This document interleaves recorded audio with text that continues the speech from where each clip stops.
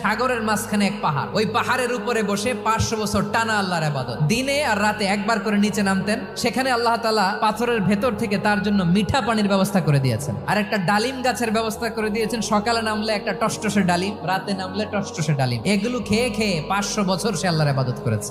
আল্লাহর দরবারে কিয়ামতের কঠিন ময়দানে যখন লোকটা হাজির হয়ে যাবে, আল্লাহ বলবেন 500 বছর ইবাদত করছে তো আমার দয়ায় আমার বান্দারে জান্নাত দাও। এই বান্দা বলে বালবি আমালি, আল্লাহ তোমার দয়া লাগবে কেন, আমি আমার আমল দিয়ে জান্নাতে যেতে চাই। আল্লাহ বলবেন তাই ঠিক আছে, তোমার 500 বছরের ইবাদত এক পাল্লায় রাখো। আর আল্লাহ বললেন আমি যে দয়া করে সৌন্দর্য দেখার জন্য তোমার দুটা চোখ দিয়েছিলাম, দুটা নয় একটা চোখ আরেক পাল্লায় রাখো। রাখা হবে, দেখা যাবে ওই 500 বছরের ইবাদত হালকা হয়েছে, আর মুহূর্তের মধ্যে আল্লাহর দেয়া একটা চোখের নেয়ামত ভারী হয়ে গিয়েছে।